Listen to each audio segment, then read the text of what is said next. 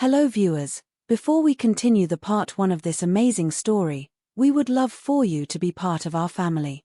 Subscribe today and turn on the bell notification. Now enjoy. Anika's heart pounded with excitement as she stepped out of the small, dusty bus. Enugu's evening air was warm, filled with the distant sounds of life moving fast. She adjusted her small bag on her shoulder, gripping the little note her mother had given her, directions to her aunt's house. Her mother's last words before she left home played in her mind. Anika, my sister is rich now. You will live in a big house, eat good food, and go to school like her children. This is a blessing. 13-year-old Anika believed her mother. She believed in a better life waiting for her at Auntie Ifunanya's house. She knocked on the gate, and a security man peeped through the small opening. Who you dey find? I'm here to see my aunt, Madam Ifunanya. My name is Anika. The man studied her from head to toe, noticing her faded dress and dusty slippers. Without a word, he opened the gate, leading her into a massive compound with shining cars parked neatly in a row. Anika's mouth fell open. She had never seen such a house before. Before she could take it all in, the front door swung open, and there stood Auntie Ifunanya, dressed in a flowing gown, her gold jewelry glinting under the porch light. But instead of the warm welcome Anika expected, her aunt's face twisted in displeasure. You're just arriving now? I sent your mother transport money last week. What took you so long? I came as soon as I could, Anika stammered. Ifunanya scoffed. Come inside. And wipe your feet. Don't dirty my floor. Inside, the house was even more beautiful: white tiles, shining chandeliers, and a scent of expensive perfume in the air. Anika's cousins sat on a long couch, pressing their phones, barely sparing her a glance. A man walked in then, tall, dark, and well-dressed. Her uncle. Oh, the village girl has finally arrived, he said, smirking. His eyes scanned her the same way someone would look at an old shoe. I hope she won't be a liability. She will be useful, Ifunanya said sharply. Very useful. That night, Anika lay on a small mattress on the floor of a tiny room meant for storage. No bed, no blanket. The cold floor bit into her skin as she curled up, confused. Her mother had said she would live like family. But from the way her aunt spoke, from the way her cousins ignored her, she wasn't sure anymore. Tomorrow would tell. But deep down, she already knew. Let me know if this first part is gripping enough or if you want any tweaks before we continue with part 2. Anika woke up to a sharp knock on the door. Wake up. Do you think this is your mother's house where you sleep all day? Ifunanya's voice was sharp and impatient. Go to the kitchen and wash the plates before my children wake up. Rubbing sleep from her eyes, Anika hurriedly stood up, her back aching from the hard floor. She moved quickly, remembering the disappointment in her aunt's eyes the night before. As she stepped into the kitchen, she gasped. The sink was piled high with dirty plates, greasy pots, and leftover food. Her hands trembled. Back home, she helped her mother cook and clean, but this was different. She picked up the first plate and started scrubbing. The smell of dried soup and oil clung to her nose, but she kept going. She wanted to prove to her aunt that she was useful, that she deserved to be here.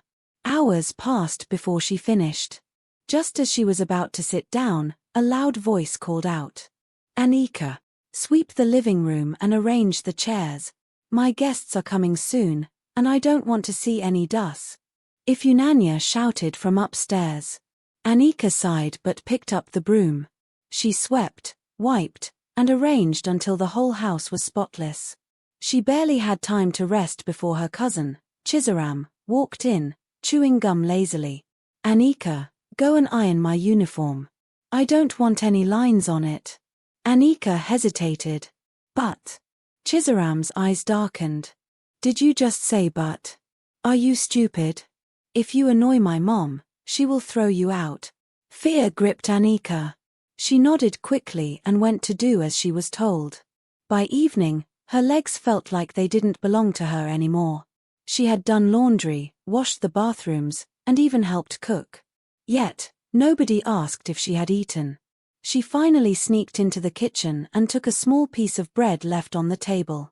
Just as she was about to take a bite, a voice thundered behind her. "Thief! You came to steal food now, Abi?" Ifunanya's husband, Namdi, stood in the doorway, his face twisted with anger.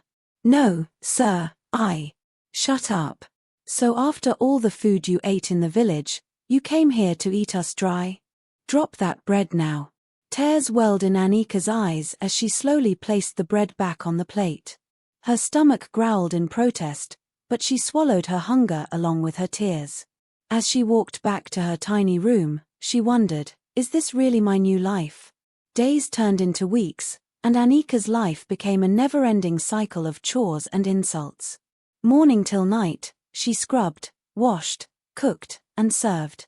Yet, no matter how hard she worked, it was never enough. One afternoon, as she was mopping the floor, her cousin Chizaram walked in and kicked over the bucket of water. "Oops," she said with a smirk. "Clean that up." Anika clenched her fists but said nothing. She picked up the rag and started again. She had learned that talking back only made things worse. Later that evening, Ifunanya's husband, Namdi, returned home with some friends. The house had to be spotless, and the food had to be perfect. "Anika," Ifunanya snapped. "Set the table quickly. And make sure you don't embarrass me." Anika moved swiftly, arranging plates and serving dishes. As she poured juice into a glass, her hands trembled from exhaustion, and the cup slipped, crashing to the floor. Silence filled the room. "You stupid girl," Ifunanya screamed, grabbing her by the ear. "Do you know how much that glass costs?" Anika's eyes burned with tears as she mumbled, "I'm sorry, Ma." Ifunanya shoved her backward. "Sorry for yourself. No dinner for you tonight. Now clean this mess before my guests arrive." As Anika knelt, picking up the broken pieces, she heard laughter from the living room. Namdi's guests were enjoying themselves, eating the food she had cooked, sitting in the home she cleaned, while she, tired and hungry, picked up shards of glass from the floor. That night, as she lay on the cold, hard floor of her tiny room, her stomach empty and her body aching, she wondered if her mother had any idea what was happening to her. Maybe she should write to her. But would it change anything? The morning sun streamed through the window, but Anika didn't feel its warmth. She forced herself up despite the pain in her arms and legs. Today would be like every other day, endless work and insults. She was halfway through scrubbing the bathroom when Ifunanya stormed in. "Anika, what is this nonsense?" she barked, pointing at a tiny speck of dirt near the sink. I was just about to clean it, Ma," Anika stammered. A hot slap landed on her cheek. "Liar. You're lazy and ungrateful. If you don't finish this in 10 minutes, you won't eat today." Tears burned her eyes, but she quickly turned back to scrubbing. She had learned not to cry in front of them, it only made things worse. Later that evening, Namdi had visitors again, and as usual, Anika was forced to serve them. She carried a tray of drinks into the sitting room, keeping her head down. "Ah, Namdi, this your house help looks too small for all this work." "Oh," one of the guests said, watching Anika struggle to balance the tray.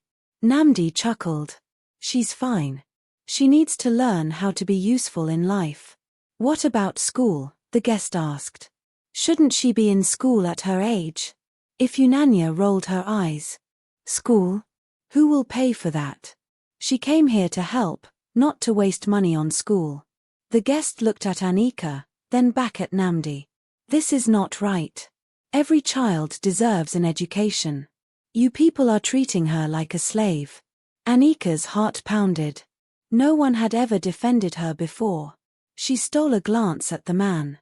He looked kind, different from the others who ignored her suffering. Ifunanya scoffed. "This is a family matter. Let's talk about something else." But the man wasn't done. "Namdi, I insist. I will personally sponsor this girl's education. You cannot refuse." The room fell silent. Anika's hands shook. Was this real? Would she finally get a chance to go to school? Ifyunanya's face darkened, but she forced a smile. Ah, Olga Emeka, no problem. Since you insist. She turned to Anika with a cold glare. You better not waste this opportunity. Anika could barely breathe. For the first time in a long time, hope flickered in her heart. Anika sat in the corner of the room, her heart still racing. Was this really happening? Someone was finally standing up for her. She could see the anger in Ifyunanya's eyes, but she didn't care. For the first time, there was a light at the end of this dark tunnel. The next morning, Emeka arrived early. Anika, get ready. We're going to enroll you in school today, he said firmly. Ifyunanya forced a smile. Ah, Olga Emeka, no need to rush. She has many chores to do. Maybe next month. No, Emeka cut in. I insist. A child's education is not something to delay. Let's go, Anika. Anika quickly wiped her hands on her wrapper and followed him. Her heart pounded with every step. She was going to school. They arrived at a modest but decent school in the heart of Enugu. The headmistress, a strict-looking woman with kind eyes, welcomed them. So, you want to start school? She asked Anika. Yes, Ma, Anika replied, her voice barely above a whisper. Do you know how to read and write? Anika hesitated. A little, Ma. I used to go to school before I came to stay with my aunt. The headmistress nodded. We will place you in the right class. Work hard and don't disappoint us. Anika nodded eagerly. I won't, Ma. Thank you. Emeka paid the fees and bought her school supplies. For the first time in years, she held brand new books in her hands. She couldn't stop staring at them. As they left the school, Emeka turned to her. Anika, this is your chance to change your future. Make good use of it. Tears welled up in her eyes. I will, sir. Thank you. When they returned home, Ifyunanya barely spoke to her. But Anika didn't care. She had something bigger to focus on now. The next morning, she wore her new school uniform. It felt strange but wonderful. As she stepped out of the house, Chizaram sneered. Look at you. Do you think going to school will change anything? You'll always be our house girl. Anika didn't reply. She just walked past her and out the door. For the first time in years, she felt free. Anika stepped into the school compound, her heart pounding with excitement and fear. She had dreamed of this moment for so long, but now that it was happening, she felt out of place. Would the other students laugh at her?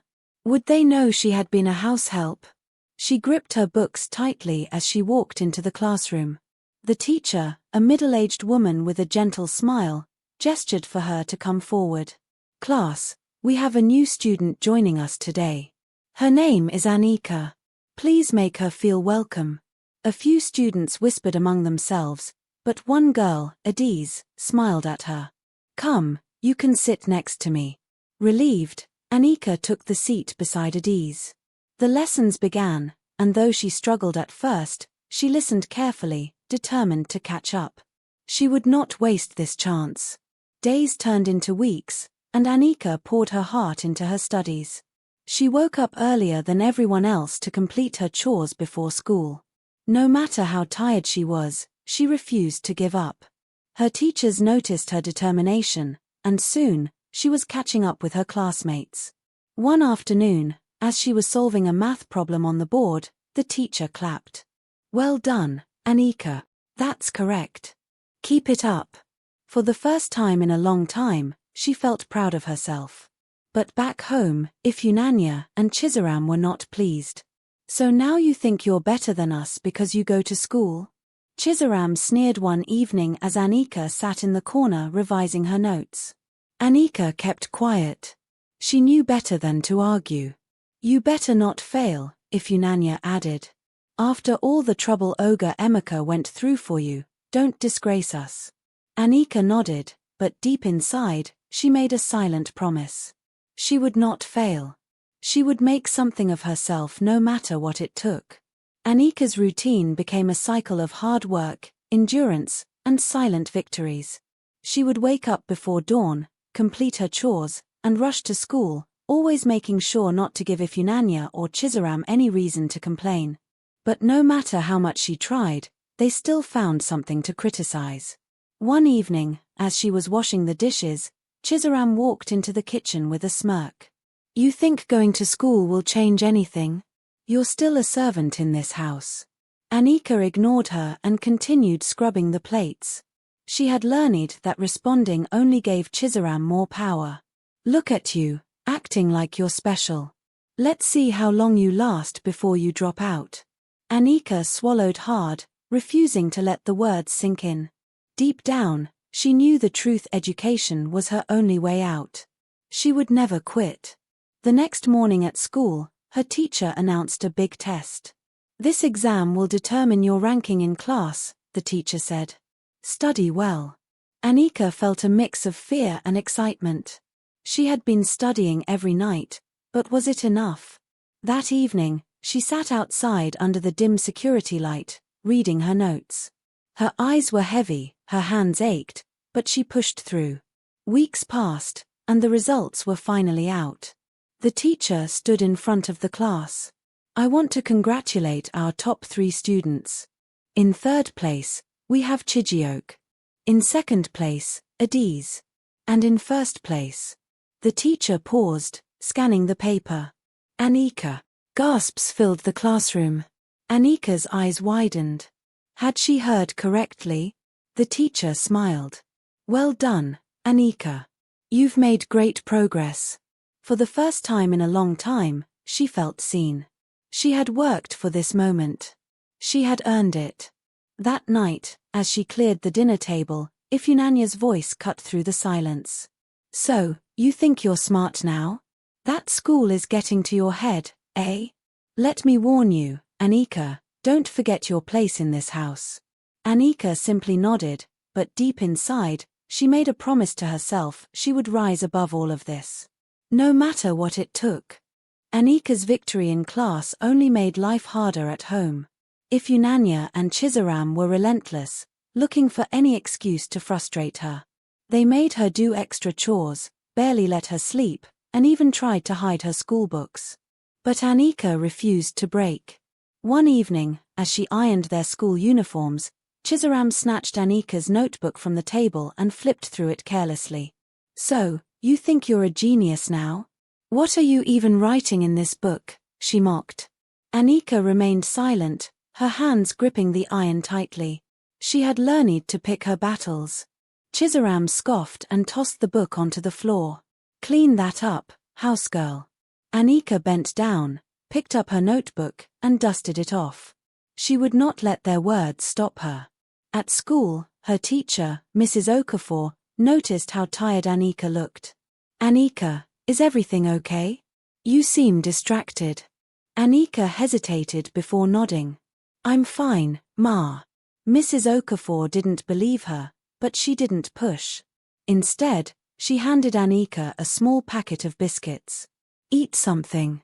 You're doing well, but you need strength too." Anika's eyes welled up. It had been a long time since anyone showed her kindness.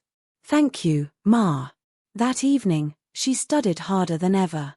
The upcoming term exams were crucial, and she refused to let anything hold her back.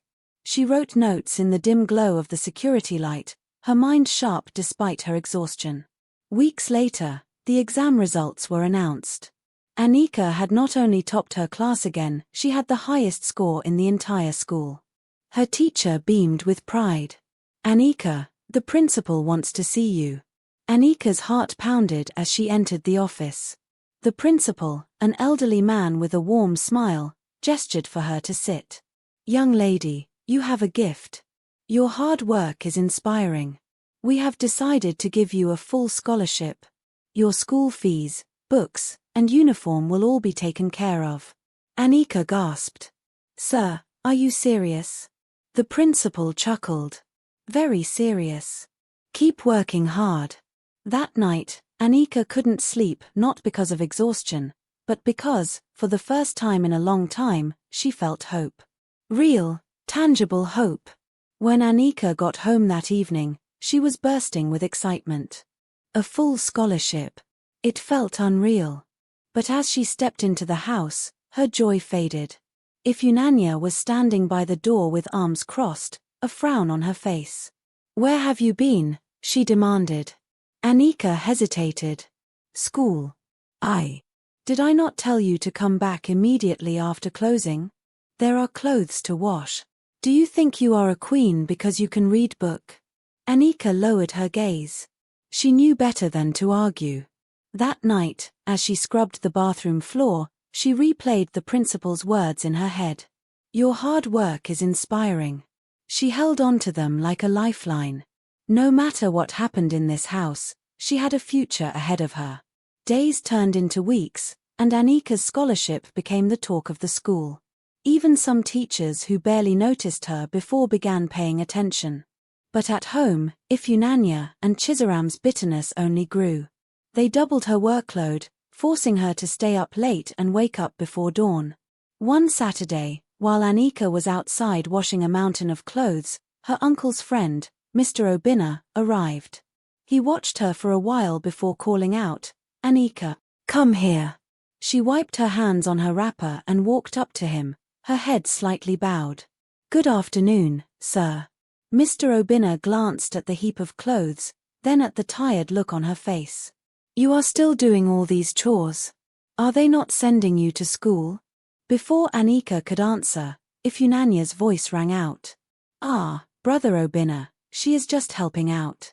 She is a very stubborn girl, so we make sure she stays busy." Mr. Obinna's expression hardened. "Helping out? Every time I come here, this girl is working like a maid. Do you even let her rest?" Ifeanyi forced a smile. "She is part of the family. This is how children learn responsibility." Mr. Obinna scoffed. "I see. Anika, come to my office on Monday. I will arrange something for you." Anika's heart skipped. "Yes, sir. Thank you, sir." As Mr. Obinna walked into the house, Ifeanyi shot Anika a murderous look. "You better not say anything foolish when you go there." Anika knew this was a turning point. Something was about to change.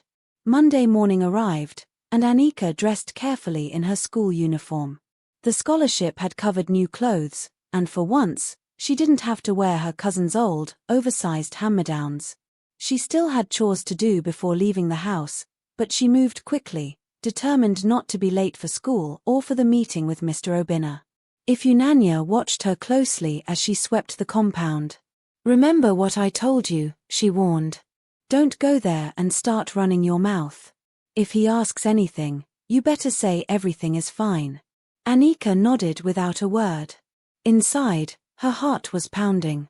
After school, she made her way to Mr. Obinna's office.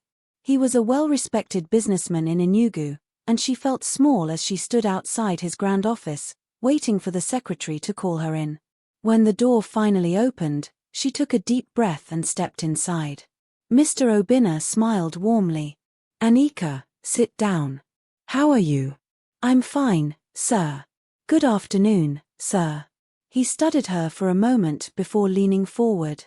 "I won't waste your time.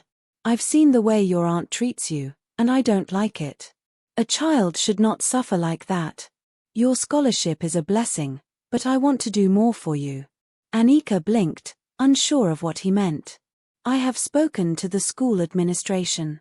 They will allow you to stay in the school hostel, so you don't have to go home every day. That way, you can focus on your studies without distractions." Anika's mouth fell open. "Sir, the hostel?" He nodded. "Yes. I will cover the fees. You deserve better than what they are doing to you in that house. Do you want this?" Tears welled in her eyes. For years, she had endured pain in silence. Now, someone was finally giving her a way out. She nodded quickly. "Yes, sir. I want it." Mr. Obinna smiled. "Good. I'll handle everything. Just go home today and act normal. Don't tell them yet. By next week, you will move to the hostel." Anika swallowed back a sob. "Thank you, sir. Thank you so much." As she left the office, a new feeling bloomed inside her: hope. Real, undeniable hope. For the first time, she saw a light at the end of the tunnel. She was finally going to be free. Anika kept her excitement hidden as she walked home that evening. Her heart was racing with joy, but she knew better than to show it. If Ifunanya or Chizaram suspected anything, they would do everything to ruin it. She had only a few more days in that house, and she wasn't about to risk losing her chance at freedom. When she arrived, Ifunanya was already frowning. "Why are you late?" she barked. "Extra lessons," Anika replied quickly, lowering her gaze to avoid eye contact. Ifunanya scoffed. "Always one excuse or the other. Go and fetch water." Anika nodded and hurried outside. As she carried the heavy buckets back and forth, she reminded herself, just a few more days. That night, as she lay on the thin mattress in the corner of the room she shared with Chizaram, she couldn't sleep. She kept imagining what it would feel like to live in the school hostel. No more waking up before dawn to clean. No more insults. No more eating the leftover food after everyone had finished. The next morning, she kept her routine the same. She scrubbed, cooked, and ran errands. Ifunanya didn't suspect a thing. But as the days passed, Anika couldn't ignore Chizaram's suspicious looks. On Friday night, as they lay in the room, Chizaram suddenly turned to her. "What's going on with you?" she asked, her voice low but sharp. Anika stiffened. "What do you mean? You've been acting strange. You don't look as miserable as before. Did something happen?" Anika forced a small laugh. "Nothing. You're lying," Chizaram cut in, sitting up. "Tell me the truth, or I'll tell my mother that you're hiding something." Anika's breath caught. If Ifunanya found out? She took a deep breath. "Fine. I got a hostel space at school. I'll be moving next week." Chizaram's eyes widened. "What? Who gave you that?" "Mr. Obina. He arranged everything." For a moment, Chizaram said nothing. Then, to Anika's surprise, she smirked. "So you're finally leaving. Good for you." Anika frowned. "You won't tell your mother?" Chizaram shrugged. "No. But you better pray she doesn't find out another way. If she does, you won't leave this house in one piece." Anika swallowed hard. She had to be careful. Just a few more days, and she would be free. Anika knew she had to move carefully. The last few days in Ifunanya's house felt longer than the years she had spent there. Every moment, she expected something to go wrong, for Ifunanya to somehow discover her plan and crush her dream before she could escape. But she remained silent, doing all her chores without complaint, keeping her excitement buried deep inside. The night before her departure, she barely slept. She lay awake, staring at the ceiling, counting the hours until morning. Chizaram was unusually quiet too, stealing glances at her but saying nothing. Anika couldn't tell if it was guilt, jealousy, or something else. She didn't care. Her freedom was within reach. At dawn, she quickly got up and swept the house as usual, making sure to leave everything spotless. Ifunanya had always been harsh, but lately, her mood had been even worse. Her husband had been coming home late, and there were whispers about trouble at his office. But Anika didn't care about their problems. For once, she was thinking of herself. She had planned everything with Mr. Obina. He told her to meet him at the school gate by noon. Ifunanya had given her permission to go to the market, so she had a perfect excuse to leave without raising suspicion. Her small bag was already packed and hidden behind the backyard drum. When the time came, she would take it and walk away from this miserable life forever. But just as she was about to leave, Ifunanya's voice rang out. "Anika, where do you think you're going?" Anika's heart stopped. She turned slowly, forcing herself to stay calm. "To the market, Ma." Ifunanya narrowed her eyes. "Dressed like that?" Her gaze swept over Anika's neatly ironed dress and the small handbag she held. "Yes, Ma," Anika said quickly. "The market is dusty. I don't want my clothes to look dirty." Ifeananya folded her arms, watching her suspiciously. "Come back quickly, or there will be trouble." "Yes, Ma," Anika replied, holding her breath as she stepped out of the compound. The moment she turned the corner, she picked up her pace, practically running down the street. She grabbed her bag from its hiding place and hurried toward the school gate where Mr. Obinna was waiting in his car. When she reached him, she finally exhaled. "Are you ready?" he asked, watching her carefully. Anika nodded, her eyes shining. "Yes, sir." More than ever. As she got into the car, she didn't look back. For the first time in years, she was free. The car ride to Mr. Obinna's house felt like a dream. Anika kept glancing out of the window, half expecting Ifeananya to appear from nowhere and drag her back. But the farther they drove, the lighter she felt. When they arrived at the compound, Mr. Obinna's wife, Nkem, was already waiting. She had a warm smile and open arms, something Anika had never experienced from an older woman. "Come in, my dear," Nkem said, leading Anika inside. "This is your home now." Tears stung Anika's eyes. Home. It had been so long since she had a place that truly felt like one. The house was simple but filled with warmth. She saw a real dining table, a clean kitchen, and a couch that wasn't just for decoration. It was nothing like Ifeanyanya's mansion, but it was better in every way. "Thank you, Ma," Anika whispered, afraid that if she spoke too loudly, the moment would disappear. Nkem cupped her face. "You will go to school, eat well, and rest. No one will mistreat you here." Anika could only nod. For the first time in years, she felt safe. The next morning, Mr. Obinna took her to a small private school. It wasn't one of those expensive schools Ifeanyanya's children attended, but it was a real school. A place where she could sit in a classroom and learn. The principal, a kind-looking man with grey hair, welcomed her with a smile. "You must be Anika. Mr. Obinna has told me about you. We're happy to have you here." Anika bowed her head in respect. "Thank you, sir." As she stepped into her first class, her heart pounded.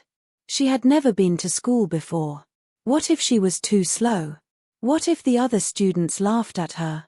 But when the teacher introduced her and the students clapped, she realized something. This was her fresh start. And she wasn't going to waste it. Anika's first few weeks in school were tough. She struggled to keep up with her classmates, most of whom had been in school since they were little.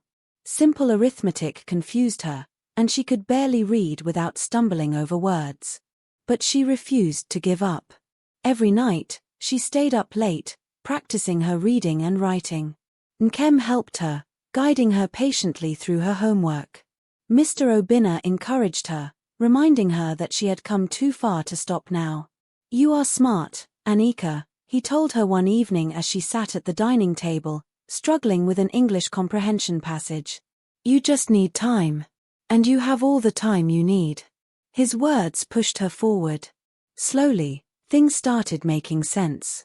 She began understanding her lessons, answering questions in class, and even helping other students when she could. Her teachers took notice, and soon, she was no longer the girl who sat quietly at the back of the classroom. She was becoming one of the best students in her class. One afternoon, as she was packing her books, one of her classmates, Chima, approached her. "You're really smart, you know," he said, smiling. Anika blinked in surprise. "Me? Yes. At first, you were always so quiet. But now, even our teacher praises you." Anika felt warmth spread in her chest. No one had ever complimented her on something she did well. "Thank you," she said softly. Chima grinned. "Keep it up. Maybe one day, you'll be the best student in the whole school."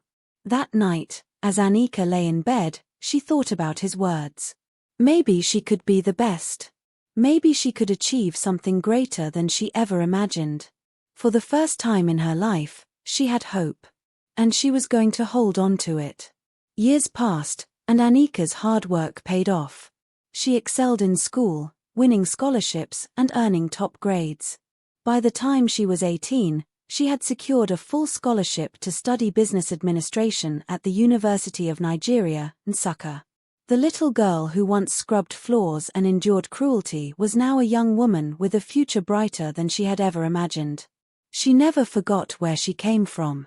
Even as she studied, she worked part-time, saving every naira she could. She had a dream, one that kept her awake at night, one that gave her purpose. One evening, as she sat in her small student apartment, an idea struck her.